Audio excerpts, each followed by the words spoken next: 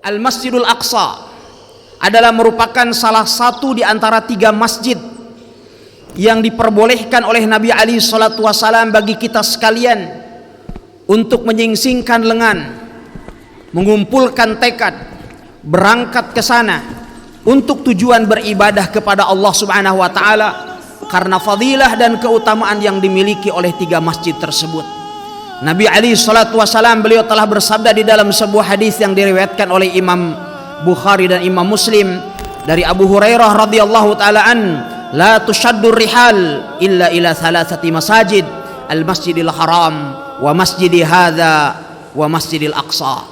Janganlah kalian melakukan perjalanan panjang dengan tujuan untuk mendapatkan fadilah dan keutamaannya kecuali menuju 3 masjid, yaitu Masjidil Haram, Masjid Rasulullah sallallahu alaihi wasallam dan Masjidil Aqsa.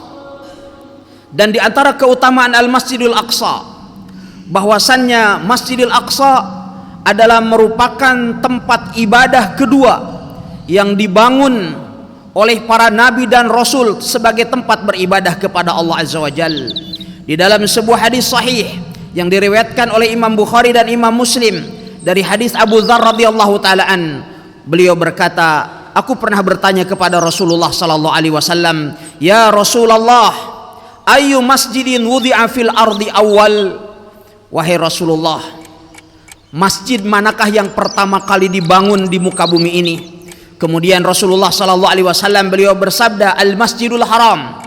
Yang pertama kali dibangun adalah Al-Masjidul Haram. Kemudian setelah itu Abu Dzar kembali bertanya, summa ay? Kemudian masjid yang mana wahai Rasulullah? Kemudian Rasulullah bersabda, Al-Masjidul Aqsa. Kemudian Masjidil Aqsa. Kemudian Abu Dzar bertanya kembali kepada Rasulullah sallallahu alaihi wasallam, kam kana bainahuma? Berapa jarak perbedaan antara pembangunan keduanya? Kemudian Rasulullah bersabda, arba'una sanah. Jarak di antara keduanya 40 tahun. Kemudian Rasulullah sallallahu alaihi wasallam beliau bersabda, ainama adrakatka salatu ba'du fadluhu fa innal fadla fih. Kemudian di mana saja engkau mendapatkan waktu salat, maka engkau hendaklah melakukan salat dan engkau akan mendapatkan keutamaan di dalamnya. Oleh sebab itu, sudah semestinya bagi kita sekalian untuk mengambil bagian dari perjuangan dalam rangka melebut kembali Baitul Maqdis, Al-Masjidil Aqsa ke tangan umat Islam, sehingga kita memiliki kekuasaan penuh atas negeri tersebut sebagaimana telah diamanahkan oleh Allah Subhanahu wa taala kepada umat ini.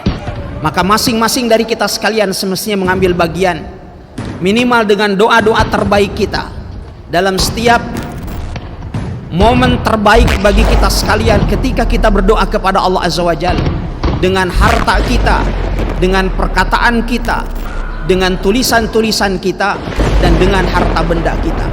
Marilah kita memberikan donasi terbaik bagi saudara-saudara kita di Palestina. Mari kita berpartisipasi untuk membantu saudara-saudara kita di Palestina.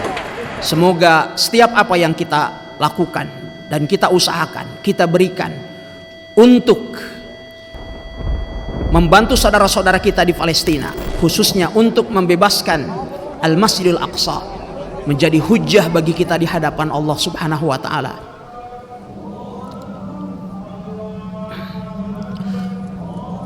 Menjadi hujjah bagi kita di hadapan Allah Subhanahu wa taala, minimal kita dapat memberikan walau hanya setetes dari harta kita. Tetapi kita tak boleh tak mengambil bagian walau sedikit pun untuk membebaskan saudara-saudara kita dari penjajahan manusia-manusia terkutuk Yahudi Zionis Israel yang saat ini tengah menindas saudara-saudara kita di sana.